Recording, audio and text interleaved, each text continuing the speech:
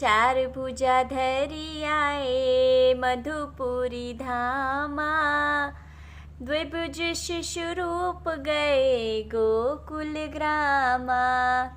इस पद में महाराज जी ने बताया है कि वे जब भगवान प्रकट होने वाले थे तो देवकी मैया को तो ये पता ही चल रहा था कि हाँ अब हमारा बेटा या बेटी होने वाला है। तो जब वो प्रकट हुए तो हमने बताया था ना कि वो मन से उनके वसुदेव जी के मन से देवकी के मन में आ करके और वैसा ही सारा एहसास उन्हें फीलिंग करा करके कि उनका पुत्र होने वाला है और हृदय में बैठे रहे। और जब हृदय से बाहर आए तो वो चतुर्भुज रूप में आए। तो चतुर्भुज रूप में आने के बाद उन्होंने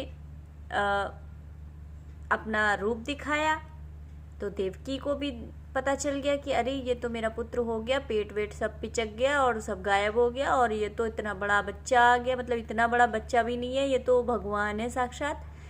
तो देवकी को ने कहा कि आप इस प्रकार क्यों आए मेरे सामने, आपको तो हमने शिशु रूप में मांगा था। जब देवकी ने उनको देखा तो उन्हें अपना वरदान याद दिलाया भगवान ने कि तुमने हमसे ये वरदान मांगे थे। 10,000 दिव्य वर्षों तक उन्होंने तपस्या की थी देवकी और वसुदेव ने। तो उनको ये भगवान ने वरदान दिया था कि उन्होंने मांगा कि आप जैसा पुत्र। तो भगवान ने कहा हाँ ठीक है। अब वो ऐसे हाँ ठीक है और तथास्तु करके चले आए, लेकिन उसके बाद वो सोचने लगे मेरे जैसा भाई कोई तो दूसरा है ही नहीं, तो मैं दूसरा दूँ कहाँ से। तो उन्होंने कहा कि देखो ऐसा है कि मुझे खुद ही आना पड़ेगा। तो बोले यही तो हम चाहते थे कि आप ही आएंगे और कोई आप जैसा तो कोई है नहीं। तो भगवान स्वयं ही आए। अब उनको जब स्वयं आना पड़ा तो भगवान फिर चतुर्भुज रूप में उन्होंने दर्शन दिए। इसका कारण ये था कि वो देवकी को याद दिलाना चाहते थे, वो वसुदेव को याद दिला रहे थे कि देखो भाई अगर मैं ऐसे ही शिशु रूप में प्रकट हो जाता तो तुम कहते पता नहीं कौन है, तुम्हें तो पता ही नहीं चलता कि हम भगवान ही अपना वचन निभाने के लिए अपना जो है वो जो उन्होंने तुमको वरदान दिया था उसे पूरा करने के लिए आए हैं, तो ये कैसे पता चलता। इसलिए उन्होंने पहले दिव्य रूप में उन्हें दर्शन दिए, चतुर्भुज रूप में दर्शन दिए। उसके बाद उन्होंने कहा, जब देवकी ने कहा कि प्रभु हम आपको शिशु रूप में प्राप्त करना चाहते हैं, इसलिए आप हमारे प्यारे से छोटे से लाला बन जाओ।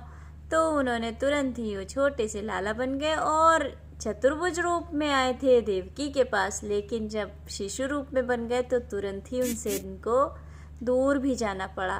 तुरंत ही उनको वहाँ से ले करके वसुदेव गोकुल में आए और गोकुल में आकर के यशोदा मैया के पास सुला दिया।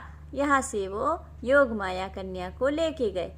तो ये तो सारी आप कथा जानते ही हैं आगे क्या हुआ था, ठीक है। लेकिन कहने का भावार्थ ये है कि भगवान वहाँ तो चतुर्भुज रूप में थे, लेकिन गोकुल में द्विभुज रूप में ही अपनी सारी लीलाएं करी, अपने सारे सुख सारा प्रेम लुटाया, खूब सारा उन्होंने अपना मैया ने जितनी भी मैया उनको प्यारे लाला मानती थी उन सब पे वात्सल्य उन भाव उनका खूब उमड़ उमड़ के निकला, उनको खूब प्रेम किया। तो वो सब उनके वरदानों को भी पूरा करने आए थे और देवकी मैया के भी वरदान को पूरा कर दिया।